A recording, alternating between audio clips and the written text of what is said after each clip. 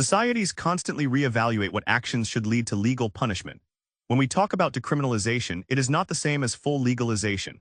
Decriminalization means removing criminal penalties. However, the action itself often remains illegal, perhaps subject to civil fines or regulatory permits. It is a nuanced distinction, a legislative middle ground that reflects a profound shift in social and moral viewpoints. This concept extends far beyond drug policies, even though that is where it is most commonly discussed. Historically, societies have decriminalized a range of behaviors once considered criminal. For example, consider assisted suicide, certain clothing laws like cross-dressing or public nudity. Each change reflects a collective decision that these actions are no longer matters for the criminal justice system, or that their harm is viewed differently. The evolution of women's rights offers a compelling narrative of this legal transformation. For centuries, women often lacked basic legal personhood. They could not own property independently, hold public office, or even vote. The struggle for equal employment, fair wages, and the right to education became foundational. These shifts demonstrate how laws evolved to recognize inherent human dignities, moving away from traditional biases that once suppressed the exercise of rights by women. A critical aspect of health policy, and central to women's broader rights, is the ongoing debate around reproductive autonomy. The early 20th century saw the rise of the birth control movement.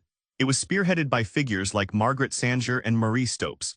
They advocated for women to gain control over their reproductive functions, challenging norms that entwined sex solely with procreation.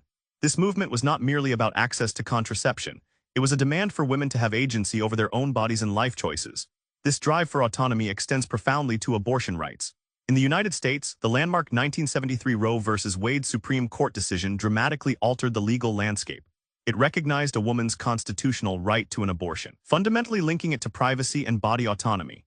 This ruling set a precedent that allowed for legal abortion until fetal viability, with broader considerations for a woman's health beyond that point. Yet the existence of a legal right does not always guarantee equitable access. Even in countries where abortion is legal, various forms of regulation can create significant barriers. Consider the targeted regulation of abortion providers, or TRAP. Laws in some United States which impose medically unnecessary requirements on clinics, often forcing them to close. This illustrates the complex interplay between legal statutes and practical realities, where policy choices directly impact women's ability to access essential healthcare.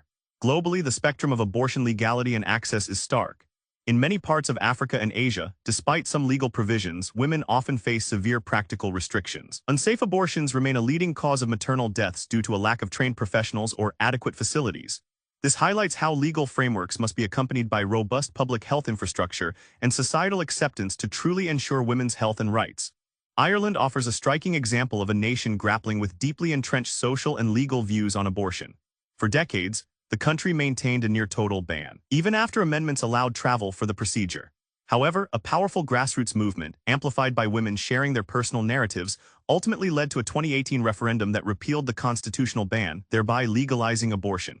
This journey underscores how changing public perception can eventually reshape the most restrictive laws. Ultimately, the debates surrounding decriminalization, particularly in areas affecting women's health, are not just legal arguments. They are ongoing dialogues about fundamental human rights, bodily integrity, and the evolving role of women in society. Crafting effective health policy requires acknowledging historical biases, ensuring equitable access, and continuing to challenge outdated norms. This will foster true autonomy and well-being for all.